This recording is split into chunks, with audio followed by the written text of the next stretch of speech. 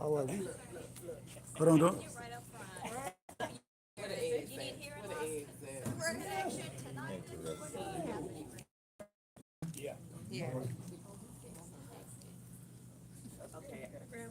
I still could do it because I was Army, but I can't hear myself. Okay, so we're gonna do it like this.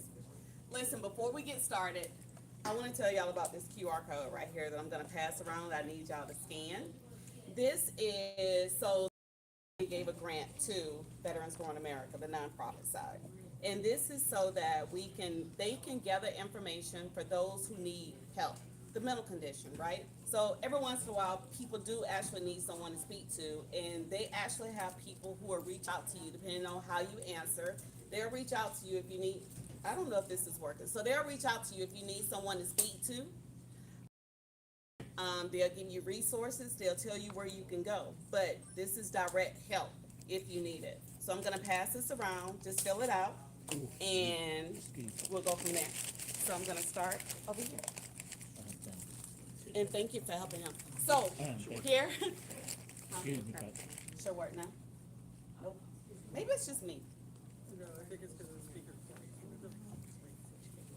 Everybody can see? It's just everybody, it's just me. I know. Okay, so before we get started, I'm gonna introduce the panel. My name is Takesha Bauermeister. He told about me earlier, but I am gonna be the moderator for tonight. And we have Miss Shannon Ford, and she'll tell you who she's with. And we have Miss Elizabeth, and she's gonna tell you who she's with. So we'll go ahead and get started. Here, I try the microphone. You guys hear me? Good. So I'm Shannon Ford. I'm with Disabled American Veterans. We are a 100% volunteer organization. So any assistance that we provide to veterans, we don't get paid.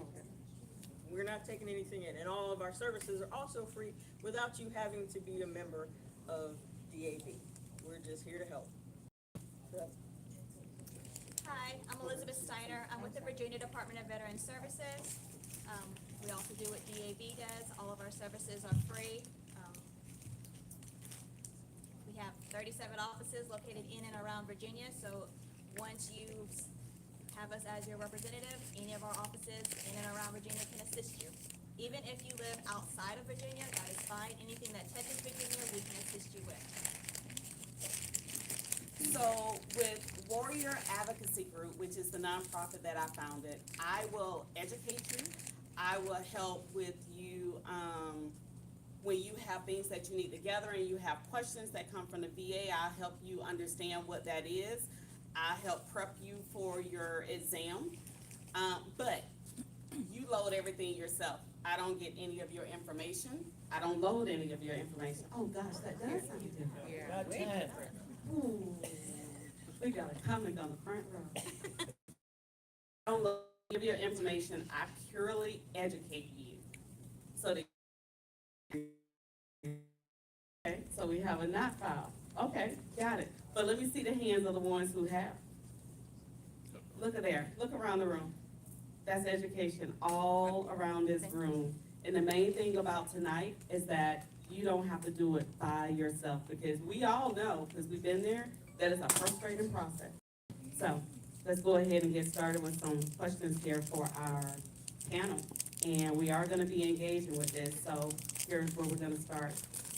If a veteran walked in today and said, I have no idea where to begin, what would your first piece of advice be?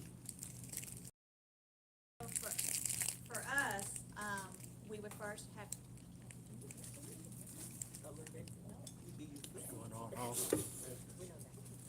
can you hear me now? No? Yes. Listen, you need to increase your hearing loss. That's what that is. So for us, once you come in, we'll do your initial with getting the claim started. We'll ask you first if you know, what it is that you want to claim, what have you done, what you did in service, create you a profile in our system, ask you if you have filed an intent to file, which saves your compensation date. If you have not done that, we would do it for you. You don't have to do anything at all. And then we'll go there and explain 3 elements of a claim to you. We'll even hand you the handouts of the 3 elements of a claim, how to to do a nexus letter, show you how to do the buddy letters. That's what we do in all of our offices. That's how we start with us. No, you have to have it. I know. She was like, I ain't got no cake though. So my first piece of advice is make sure that you go ahead, even if you don't have your information together, even if you're not 100% sure what you're actually going to be filing for, go ahead and put in that intent to file, because that does save your date. So you have 1 year from that intent to file to complete the rest of your benefits application. So you're actually awarded a disability rating. Once you submit your file, it will actually date, your payments will actually date back to the date that they got your intent to file. So don't throw away money that you've already earned. Okay, so make sure you do that first.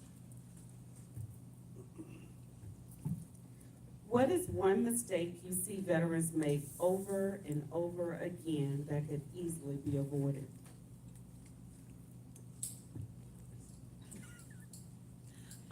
One mistake that I see veterans making over and over again, first mistake is not filing at all.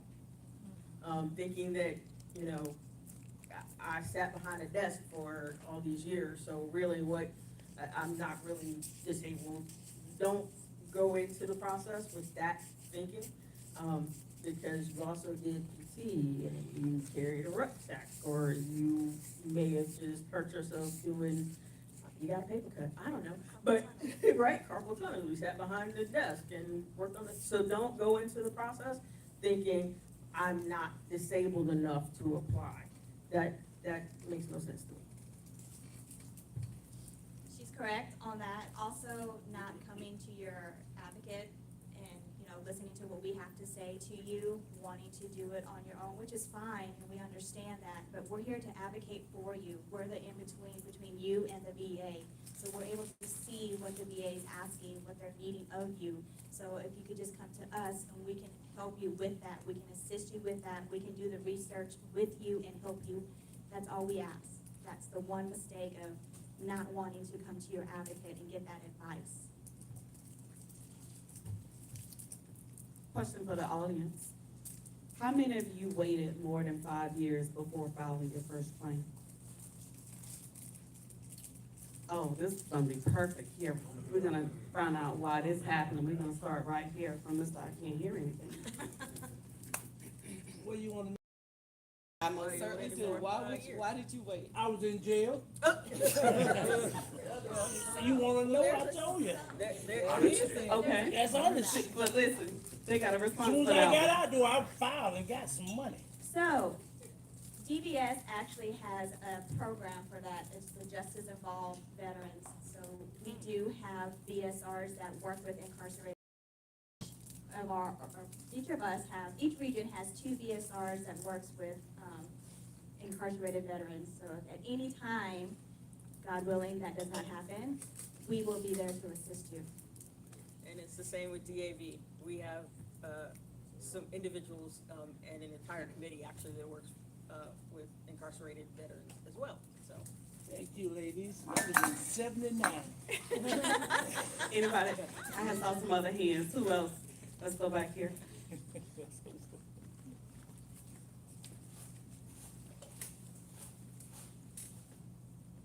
I didn't file because it was confusing. Like, I have 2 organizations in front of me, and now there's too many choices, and I don't know what to do. So having those choices hindered me from even starting. Anyone else? Wanted to have a Mr. job when I Ford. got out of the military, because too, I felt at the time exposing what was wrong with me would keep me from continuing. I had a clearance system in the military. I wanted to continue as a civilian. That's I carried that all the way to the point where I retired. Okay.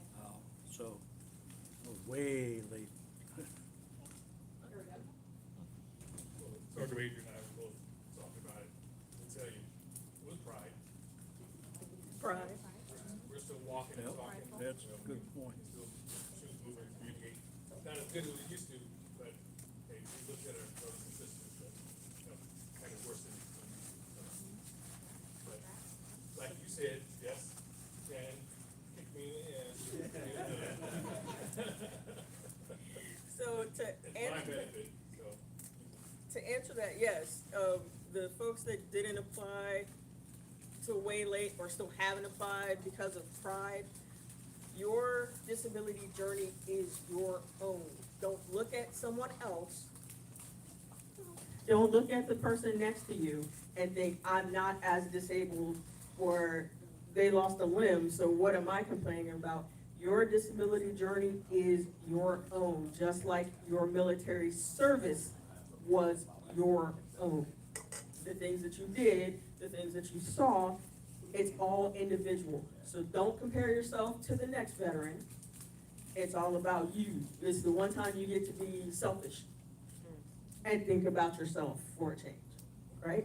Because we don't. Veterans don't. It's been kind of drummed into us. We are here to serve, and so we often sacrifice our own needs and wants and whatever. This journey is the one journey that you can do as a veteran and be completely selfish about it. You don't have to talk about your disability application or journey with a family member. I don't even care if it's a spouse, even though I kicked mine in the behind. You don't have to talk about it to anyone else except for someone who may be offering you assistance. Other than that, even when you get your disability rating, you ain't gotta tell nobody what your rating is. I could care less. Really? I have a rating. It may not be what I want it to be right now, but I am a disabled rated veteran. But just, this is the time to be selfish and get what's due you. So back to the panel.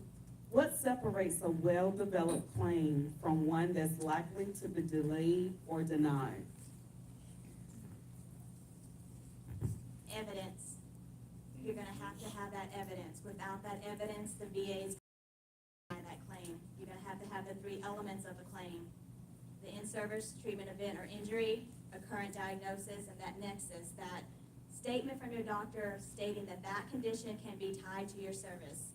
Sometimes when your rating letter comes back, you get maybe 2 out of the 3, and you're like, well, I have that too, but you still need that 3rd. You may have the nexus, you may have the diagnosis, but they're gonna say you weren't treated, but you're still gonna have to need that evidence. That's that evidence. I'm gonna say it again, you need the evidence to get a well-developed claim going through, because without that, they're gonna continue to come back and say, denied, and they're gonna continue to deny it. Don't automatically think because it's not in your medical records from your service that that's like an automatic denial. It's not. Go to your doctor, get a physical, talk to your current PCP about what's going on with you physically. That helps with that evidence that you are building to prove to the VA this happened, this, and it may be, it started out small, but as we get older, some of those things tend to get worse. So just make sure that you do take care of yourself and talk to your physician. I see a hand up Can there. I add, I'm a licensed therapist. Also talk to your mental health provider. We write letters every day. So please, please, please talk to us.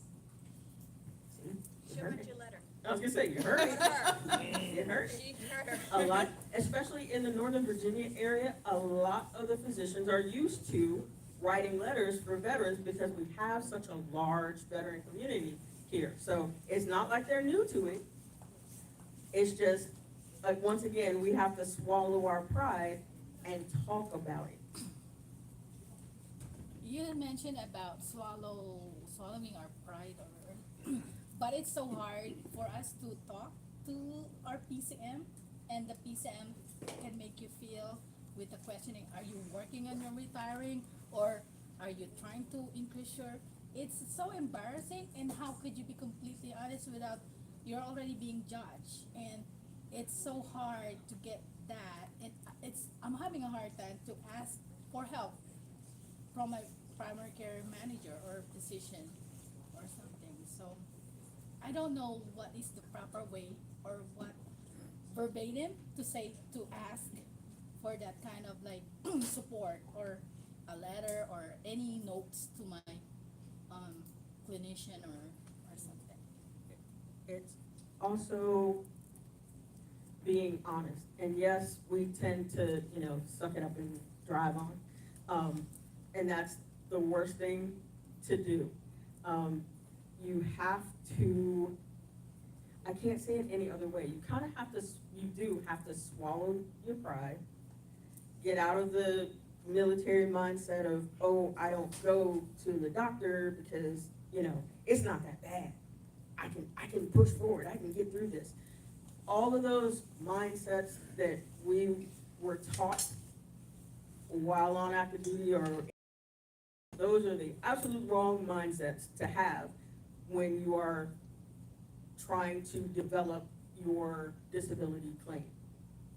So I know a lot of times we don't open up to our doctors, and yes, they may ask those kind of questions, or are you trying to increase your disability claim, or are you trying to get this in before retirement? Really? I could care less if they ask me that question. That's kind of the mindset that you have to go in with. Because again, this is my journey. I know what is going on a daily basis with my body.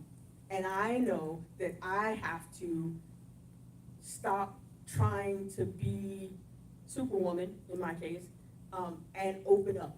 And that is the hardest thing for veterans to do, is to open up. You're gonna have to. If you're counting on them to help you get the benefits that you earned when you put in your claim, you're gonna have to swallow it. Whatever attitude they give you. And tell them, be honest, say, yes, actually I am, but I've been dealing with this for this amount of time. You've seen me, I've been in here for this before. All I need is to make sure that, can you make sure that my medical records reflect that? So, yeah, don't be afraid to ask. Can I add something to that, just real quickly on that? If that happens to you, you do have every right to go ahead and file a complaint, because they should not be saying that directly to you like that. And if they do, you can also ask for another PCM or to be seen by somebody else, because they are not supposed to ask you a question like that.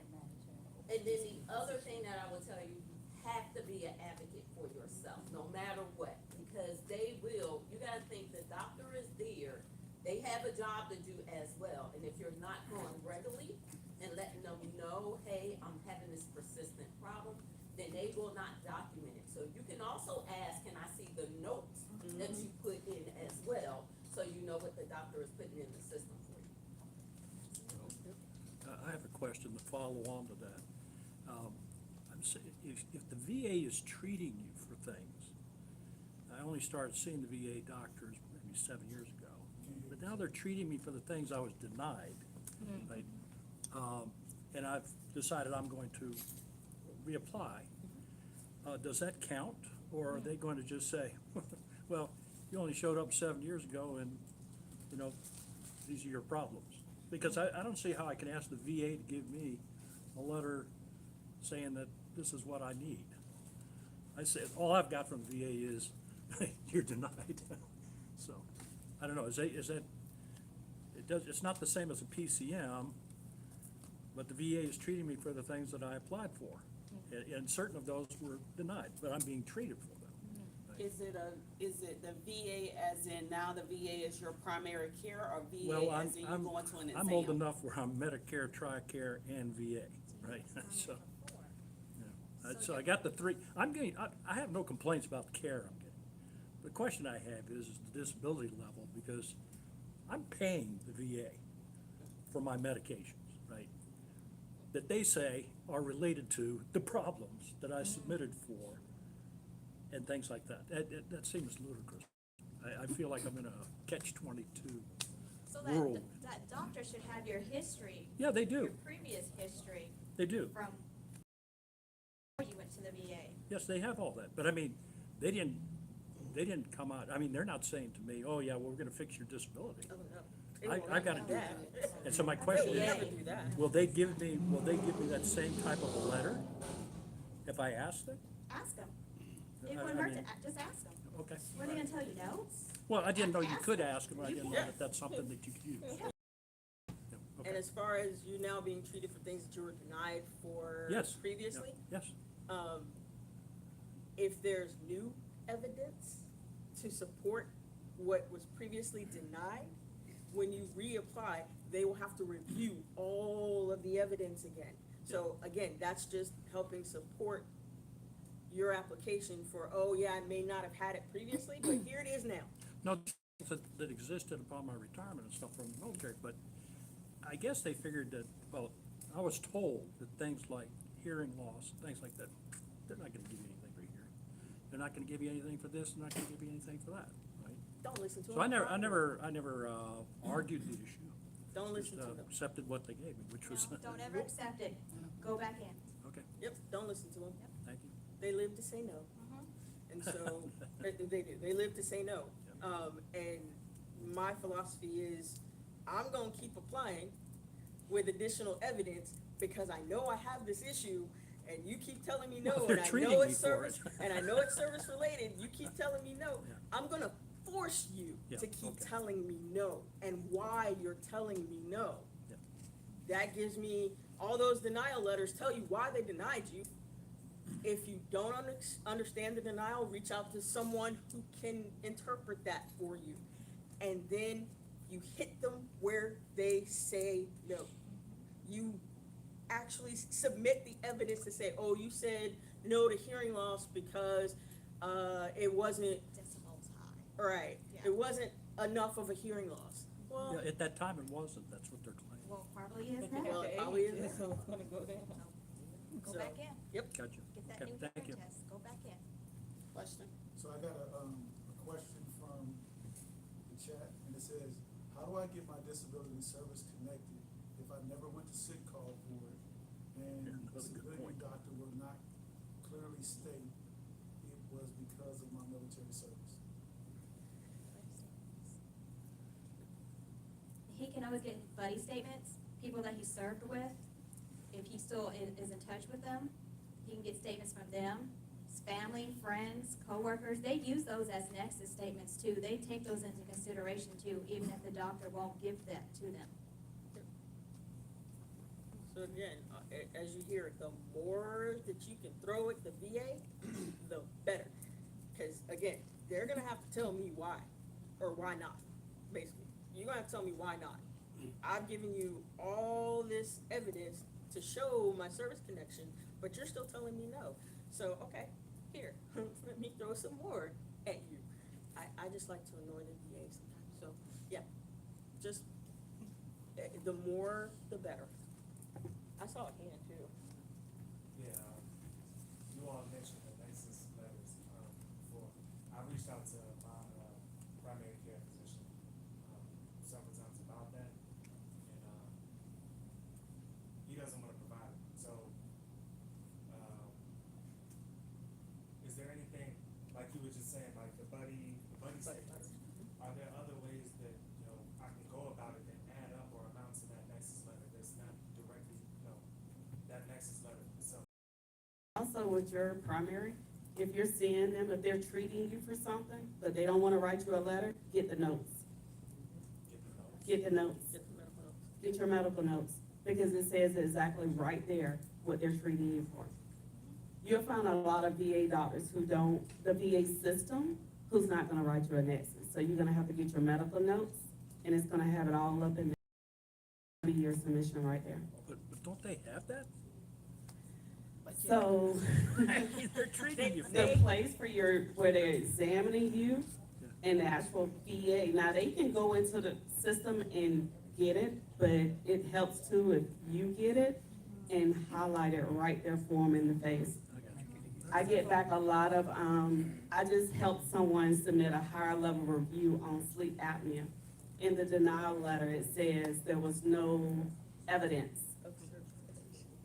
Wrong answer. Had 3 buddy statements, had a whole history of when he was actually diagnosed. Even though he had retired, but his buddy statements and his wife's statements, he had a buddy statement that gave a sleep pattern as to he was on a missile, it was a missile location. So the lack of sleep that they got. So he just submitted for his high level review. So we're waiting to see what happens with that. And there are 2 things right now that the VA is trying to do away with and not approve. Tinnitus is the first. That used to be kind of an automatic, 10%, and now they're trying to do away with that. They changed sleep apnea as well, and now they're trying to do away with sleep apnea altogether. So it used to be you could get like 30%, and then, it was automatic 50. Then they changed it to 30%, and now they're trying to do away with it altogether. So, and that's the other thing that the DAV does, when things come through Congress, we're notified, if they're impacting, veteran benefits, et cetera. And then there are over 3 million DAV members across the US. And so we all send notifications. And they make it very easy. We just push a button. And it sends a notification directly to your representatives in Congress to tell them, no, we don't agree. We don't support that. This is ridiculous. And so we use that power of all 3 million members of us to fight those changes in Congress. I had another question right here. So if you already been rated for like sleep apnea and tinnitus, so if they make these changes, will that affect your already rating? Your grandfather. You'll probably be grandfathered in at this point, but you gotta get it approved. Oh, yeah. I've been here to talk about the nexus letter. What is that? That was gonna be the next. That I was never about. heard of it. That's why I want to know Oh, what it okay. is. So not just that one. So veterans often hear terms like the DBQ, nexus, personal statements, and buddy statement. Which of these do you find veterans misunderstand the most? And then, for example, even to explain what they are. So a nexus is a letter from your doctor stating that your condition is more likely than not related to your service. They can have that verbiage in there, because that's what the VA is gonna use on you if they deny or, approve your claim. That's what that has to say. It's just something your doctor stating that, yes, this condition can be tied to your service. So usually what I tell veterans, when they go into their doctor, kind of tell them your history, what you did while you were in service, what your MOS was, just kind of put it off there, because they're supposed to put everything in their notes. So you go in there, make a history with your doctor, get it in there, even if write that nexus, it's in your notes. They'll state, hey, veteran did this while he was in service, he was a gunner, Brooks did all that, yes, hearing loss is because of loud noises, things like that. That's what that is. Oh, it's on our website. I know. No, I'll do the buddy letters. I'll let you. So yeah, as you heard, those statements, buddy letters, those are people that knew you while you served, or a spouse. If you were married during your service or your time of service, they can actually write a letter to support your claim. So if you're saying you had sleep apnea, if one of your roommates says, yeah, they used to snore horribly, or they would snore and then stop breathing, or I had to throw a pillow across the room, so anything that they can say or write to help support what it is that you're applying for. That's what buddy letters and personal statements would do. You can also be your own personal statement. You can write your own letter in support of what you're applying for. So it doesn't have to be someone else. You just have to make sure that you cover everything that they may be looking for. And you can find most of that information on the VA website. And there are other sites that actually tell you, like, if you're applying for sleep apnea, here's what they're expecting to see in your records based on a CFR number, blah, blah, blah, blah, blah. So when you see those things in the letters that they send back, you can go and search and look those up and see what it was that they were looking for when you applied. DBQs. Can I foot stop that for a second? Cause I don't know if y'all were paying attention to what she just said. They're gonna tell you exactly what's wrong, and they're gonna tell you exactly where to find the information on why it's wrong, which means that information that you'll be looking at is why it will be right. So if you understand what it's saying, they're giving you the answer. The people that are looking at your disability are not doctors. Half of them aren't veterans. They're looking at a document, they're going, it says this over here, does it match over here? No, deny. So you have to make sure that your documentation matches with the regulation or the document says, In the denial letter. Yes. Yeah. or the information that they're looking at to give you your rating is already out there. Right, so this information though, it's not in layman's terms. So, like, I got something back that denied me. I didn't understand the language. So that's the issue too. They send back this information, says it's like 19 pages of denials. And then the language is not clear. Is there a place that we can go for examples? So sometimes I Google, sometimes I cut and paste what they said, yeah. ChatGPT is awesome. Yes. Okay, so, Though we don't like to use AI, you do have to double check the information to make sure it is accurate, but, it is helpful. It is helpful. So if you take, and again, most of it, it'll be like CFR two, Yes, whatever. yes. If you take that okay, and put it into like ChatGPT and says, and it says, I was denied based on this, tell me in plain English, of course. what does this mean? Okay, so you're mentioning that, and you also stated that we, so AI in our statement as well? Yeah. Like, I mean, you can, because y'all use it too? you can, Okay. you can. Again, you just make sure it's accurate. Whatever comes out of it, make sure it's accurate. You don't want it necessarily to sound like it was AI, you know, you can tell it, you know, put this in, make this me. Yeah, of Or course. a friendly tone, or Yeah, whatever, a yeah. professional tone. Just make sure when you're putting the stuff in the AI queries and things that you're as specific as possible. And make sure it sounds like you. Are they using AI to deny us as well? I cannot say for sure that they Yeah. are. Would you say they are? We can't We confirm can't- that We or not. can't confirm that because we don't really get to talk to the VA raters. So not sure if they're using AI to deny claims or not. You have to be diligent in studying what it takes to put in a disability claim and to build your claim as fireproof as possible. So the VA has no choice but to give you a rating.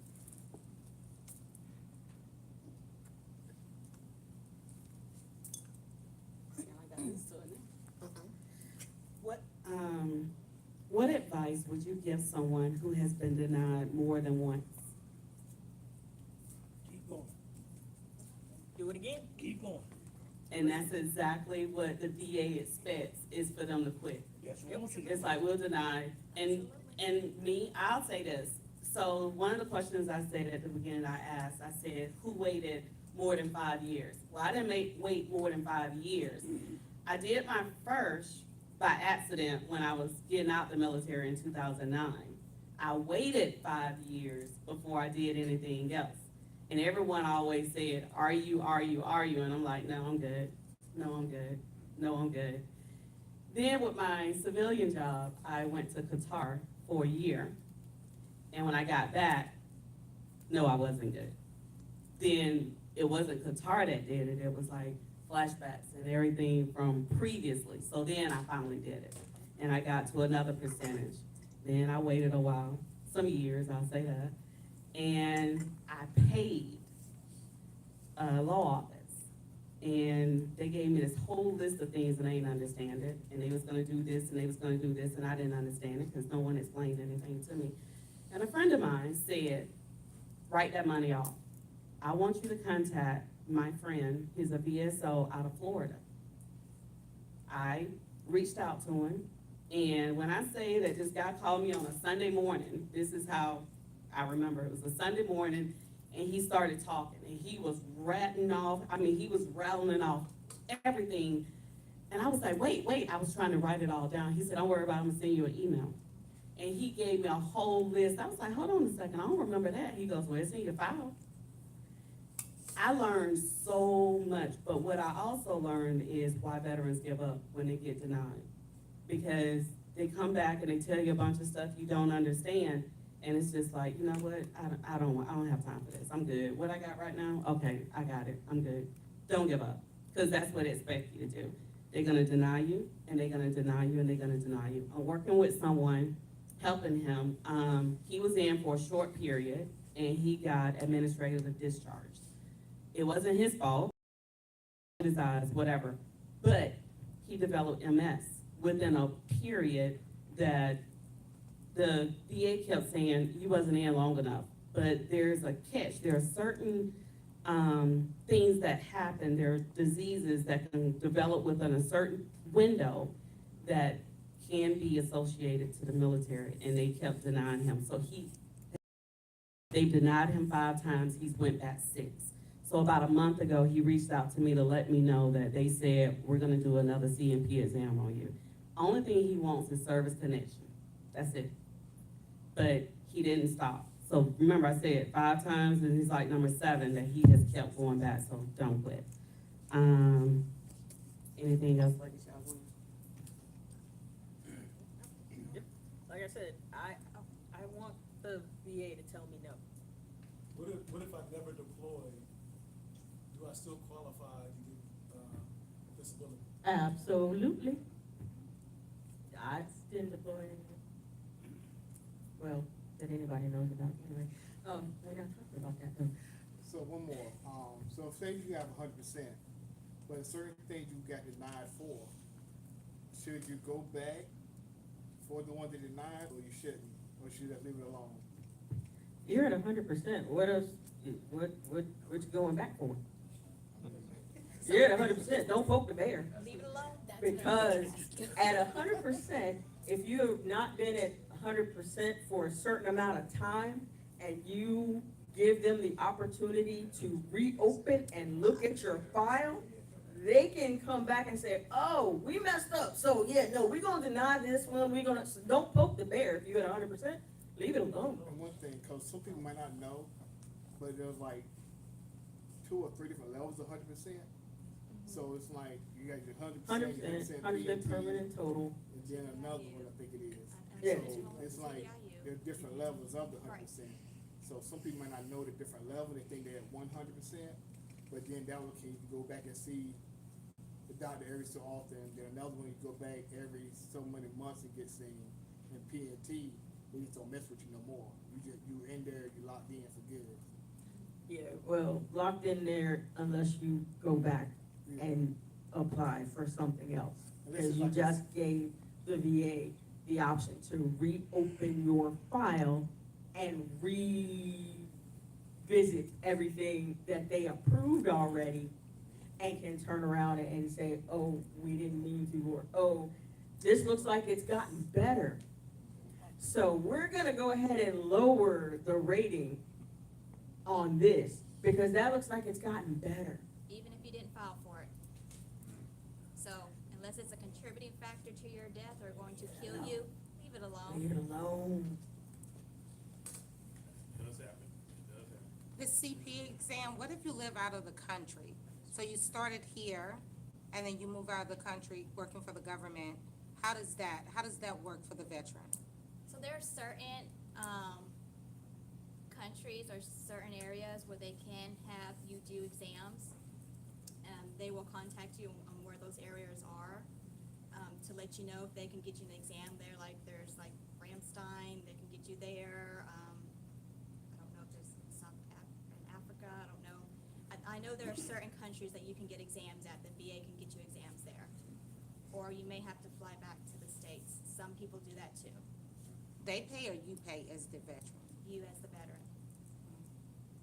But that's the chance, the risk you take. I know if it's for work, but that's something you think about too. And you can always ask them, if you choose to fly back to the States, if there's any reimbursement compensation for you paying for your own ticket to go to the CA exam. So I noticed that, I reapplied, okay, but I had to do it online.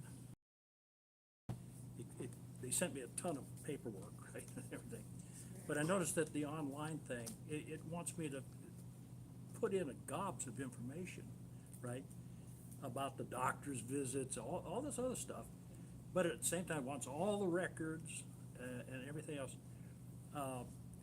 Is there an easier way to do it than that? That's it, I mean, I'm stuck plugging all that stuff in there somehow.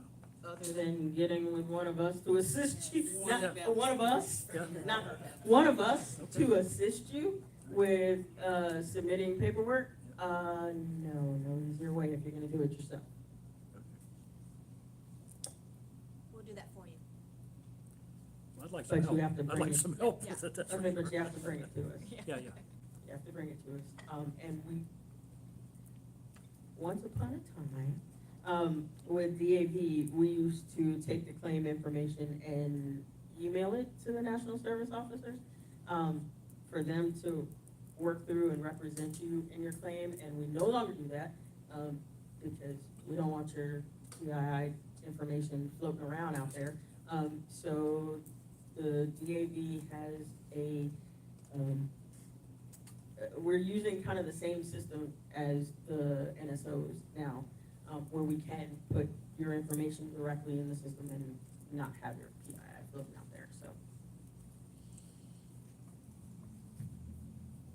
Do you guys take paper copies or do you guys take like files for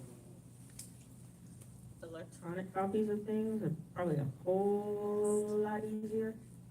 So if you can scan it and throw it on a thumb drive, that'd be great. And again, we don't hold on to your information. The thumb drive will come right back to you. We don't want any of your information, for you to come back later and say, I stole your identity. Just, yeah, if you guys can scan whatever you get or get it in an electronic format, it's tons easier. Is there a way for like a one-on-one to help us go through with what we have? Like if I have in a CD, I know the first one that a VSR from Department of Virginia Veterans for something that helped me last year as I was leaving, as I was retiring. I gave her the disc, but that's more than a year now. So I just requested a copy of my medical records from TRICARE, but I have a lot of appointments with the VA. So can I have a one-on-one time? I know it's a busy season right now, and I procrastinated a lot. I was given a year to do that, but I just did my intent to file last April. Is there a way that I can have someone, like a one-on-one, that would help me review with me and make me understand? Because the first time I was told like, oh, you didn't get this, or you're not gonna get this from the VSR. She was honest enough and she helped me a lot. But now I have a lot of claims that I need to work on, and so I start from that. So you gave the disc? The disc, To submit to the VA on your behalf? She did that on my behalf, but it's a work. But right now, my question is, can I have a one-on-one, a face-to-face? Because it helps me. I'm a very hands-on person. So, like, you're gonna be the one to submit it, but the VSR that helped me last year, she reviewed the disc that I sent her, and then I think she submitted it. But on that process, I was she would give me a link, and then I sign it, and she told me exactly what are the things that I would get, disability, Yeah, of rating. course, we can always do a one-on-one, we don't do anything without you. If you want it in person, that's fine, if you want video, that's fine, no issue there. If you just wanna just come in, if DVS is your representative, then we do have access to your VA record to have you just come in and pull you up and just see what's going on with that. You don't have to bring anything in, it'll already be there. Oh, Okay. you have access to the VA record? So that's the advantage of Yeah. DVS versus, using like the VFW or DAV, or we would need you to bring in whatever information that you want to build your claim on, because we don't have direct access to the VA system. But you do But we under can. Virginia system. Yes. But we can. So I don't have to go to that VA doctor and say, give me a letter. You can see what was in there. We don't interlink with the health side yet. Oh, I see. They haven't allowed I us see. to do that yet. Okay, gotcha. Progress. Okay. But yes, you can still, if you wanted FaceTime, yes, you can still sit down with the, we're chapter service officers, so you can sit down with a chapter service officer from DAV and discuss your information. So on that one, we are gonna wrap up because we wanna give you time to go to the table, to talk to the ladies, to get their information so you can be in contact with them.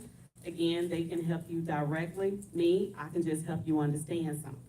I don't submit nothing on your behalf. So again, you definitely wanna go to their tables and you wanna talk with them and get their information so you can make contact. And before we go, just know, same with, DVS and DAV, that if you sign the paperwork for us to represent you during your claim, or you've done that with another service organization, you're gonna have to kind of revoke that. It's almost like, it's like a power of attorney. So you're gonna have to revoke that power of attorney from whoever else you went through before we could assist you. That's if they submitted on my behalf. Or if you, no, because it doesn't expire. Oh, wow. So if you went through another service organization to get help, and they had you sign basically the power of attorney saying, yeah, represent me, we can't represent you until that's revoked. And so that's just coming in, signing a 2122 with us, and then VA recognizes as your representative, and then we get access to your VA record. I got you. Again, thank you. Is that at all, or is that within, like a year time span, like afterward? Like, it's supposed to be like, accurate a year after, following that claim, right? No, they're pretty much still showing on. It probably is still showing. If you come back in and you do a new, application, for your benefits, it's probably still showing from previously. So you wanna make sure that you remove it. And again, you sign, but you wanna make sure that that access is removed. Also, that's the same thing with an attorney. If you have worked with an attorney, we won't be able to access your record until you call the VA and have them revoked. Can you see that in your VA record? I can see it'll give me the attorney's code. I mean, if I log into my VA claim, would somebody did sign for me? It should be in all the All your paperwork. letters, Yeah, yeah, all your at the bottom letters. of your letter, it'll say who's your representative. If there's nobody on there, it'll just say the Yeah, that it- person's name. But as far as an attorney, it'll pull up the code for their attorney, and you would have to let the VA know that you want them revoked, so we can assist you. Thank you. So, from a person that's online, they're asking the question, if I'm in another state, can you work with me? They're in Florida. I have two answers. Yes, we can. DAV will, or if it's, and any DAV will. So yes, if you reached out to me, I would be able to help, no problem.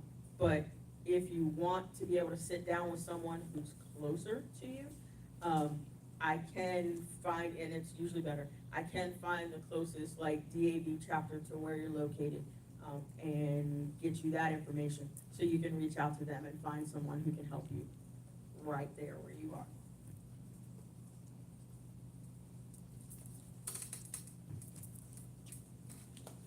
Let's give them a round of applause.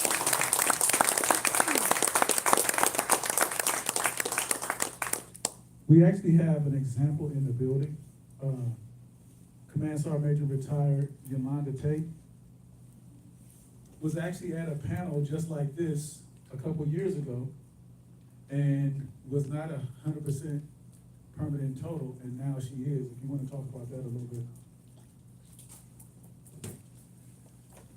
Hello, everyone. My name is Yolanda Marie Tate. I am retired Command Sergeant Major. I retired back in 2018, and when I retired, I was lucky that when I retired, I came out and I got 80%, like within 60 days of retirement. So I was blessed in that way. But I'm gonna be honest with you, it wasn't until early last year that I got 100%. And the reason why I got 100%, I was the same way, pride, ego. I was just like, oh my God, I got 80%, because I didn't even think I was gonna get 80%, y'all.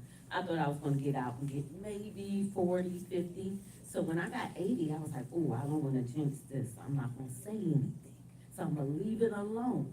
But then, just being here at Veterans Growing America, coming to events like this, and making sure I was talking to Shannon. And so one time they had a big disability kind of fair, and I came in, me and my husband is only at 30%, I was at 80 at the time. And I was like, you know what, I'm gonna go ahead and work with DAV to see if I can get my 100%. I am not lying to y'all. I talked to Shannon, did the paperwork, the intake paperwork in April, like mid-April. About the first week of May, I went to my first appointment to get checked out. I went to my second appointment a week later. I got 100% in July. That was like 2 months. That went really quick. And that was because the DAV work with me to get it done. And the only reason why I'm saying this is that don't try to do it by yourself. You have to have an advocate. And I know a lot of people be like, well, wait a minute, I don't want nobody else to know my business, that pride get in the way. Let me tell you, they get funding to be able to help you. So put that pride aside and go ahead and get an advocate. Do not try to do it yourself, because they're gonna fight for you. That's what they're there for. Whether you use DAV, whether you use Takesha, or you find a nonprofit, but you have to vet everybody that you go and work with. Now, be honest, everybody ain't out there with interest. So you need to make sure that you check and you vet them and make sure that they are there really to support veterans and to help you out. So again, don't try to do it alone, but it can happen. I don't even do my own. I swear I don't. I may submit the paperwork myself, but I talk to the other service officers in my chapter to get advice and make sure I have everything that I need. So I don't even do my own. And I'm a service officer. So that's the tip. First and foremost, thank you for this amazing information. It was so good last time, we had to bring it back because there's a lot of people out here that are afraid to even put in their VA disability because they think that they don't deserve it. I'm gonna go on YouTube. I want y'all to know, if you served and you said that you would die for this country, you deserve a rating. Maybe not 100%, but you deserve your rating, right? And that's something that you need to go after. And it can open doors for you in so many different ways and change your life.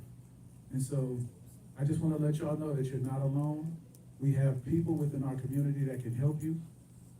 Free resources that are passionate about it. I got a text message, David Callahan, you're on there, I see you. He said to tell y'all, thank you so much. They loved your passion. They know that you're gonna help. And I wanna thank you for putting this information out there. There's a person that's sitting to your left and your right, and there's a person that's sitting to your left and your right when you're out there. Tell them to come to Veterans Growing America to get this information, because it's out here. We just wanna be the platform to make sure that you get the right information and you don't get taken advantage of, all right? What we're gonna do now is we're gonna break for networking and making sure that you guys set up an appointment. We have Elizabeth here from the state of Virginia. Here's what's most important about the state of Virginia. They have every resource that you're thinking about. Burial resources, job resources, employment resources, business resources, help with your disability, you name it, they can help you there. So she's sitting up here talking about disabilities, but she can help you with anything, right? So if, go to her table, there's a lot of stuff out there. They have groups that can assist you in so many different ways. This is just 1/16 of what they offer in the state of Virginia.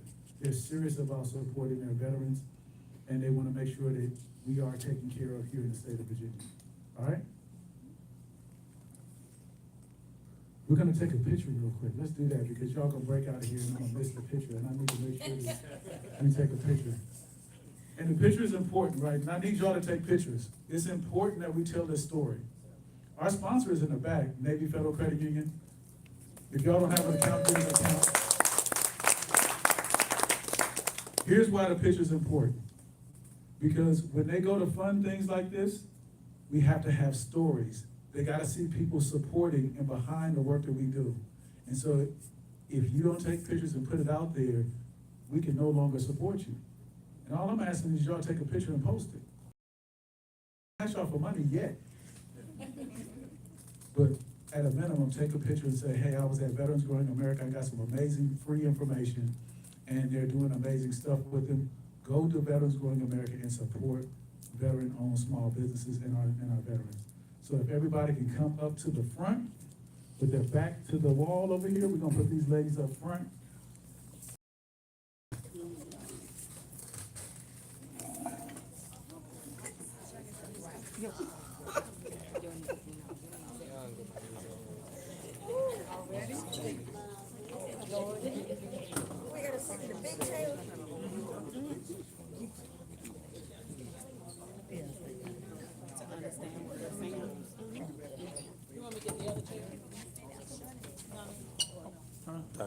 You good? You wanna close it? Yeah, close it.